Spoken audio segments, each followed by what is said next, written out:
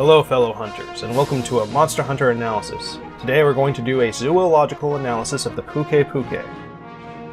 The Pukei-Pukei is a medium-sized bird wyvern with the face of a chameleon, covered in green scales and feathers around its neck and wings. It also has a long tongue that it can lash out and poisonous spit. It can also augment its poison with different status ailments based on what it eats.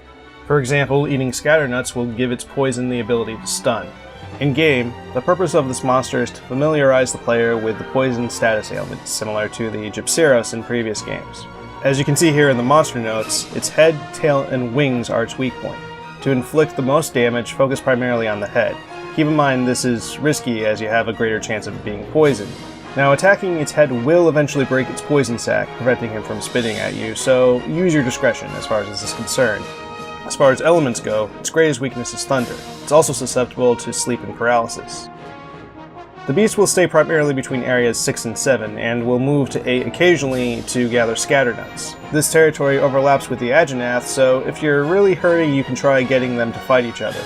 According to the hunter notes, it likes to bully smaller monsters, which includes you, so be aware of this as it will cut down your observation time. When enraged, its face will turn bright red, and its feathers around its neck will frill up and turn purple in color. If it's hungry or hurting, it will flee back to its nest in Area 6 to regain stamina or sleep. This will be indicated by an animation where it will look around and smell the air. If he does this when scatternuts are nearby, he'll fly up to eat them.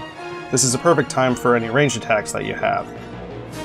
Its basic attacks include a lunging bite, telegraphed by turning towards its target, followed by a step forward as it reels its head back. This probably goes without saying, but if it turns towards you, get out of there. It will also do a 360 swing attack, indicated by turning its head in the opposite direction of how it will swing. Most wyverns have this attack, so be aware of it. A tongue lash attack will be indicated when it stands on its hind legs. If you're at some distance when it stands up, it may charge towards you and slam down with a single lash. A flying charge attack is indicated by a specific flying pattern. First, it will leap backwards, catching itself with its wings. Next, it will swoop down, giving it enough air to move forward and attack with its claws. Fortunately, this charge attack is really slow, giving you plenty of time to predict and evade. Sometimes, he'll do a similar stationary attack where he'll just jump in the air and attack with its claws. There's a little time between when he jumps and when he actually attacks, so you might have enough time to guard. Otherwise, maintain a safe distance as much as possible. And of course, the poison spit attack. This attack can come in 3 possible flavors. The first is a simple long-range spit. This one is quick, so it might be hard to read, but it will reel its head forward just before it spits. Again, if it targets you, get defensive. The second poison attack is where it will run towards you and then spit.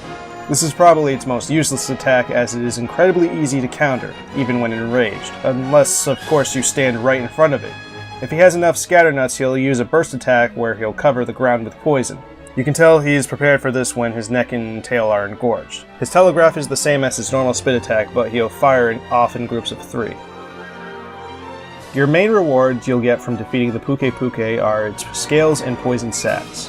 As for what you want to get, you get the shell from breaking its back, the quill from breaking its wings, the tail from, well, its tail, and the Pukei-Pukei sac from breaking its head. Well, that about covers it. Hopefully you found this analysis helpful. I certainly found it interesting to make. If you think I missed anything or have any tips of your own, please leave them in the comments below. Also, please share this video with any fellow hunters if you think it will help them. We have more Monster Hunter content coming out, so if you want to stay updated when new videos come out, hit subscribe, hit the bell, do whatever you want, I don't care. And, of course, I'm the Immortal Mechanism, we're 4funzees.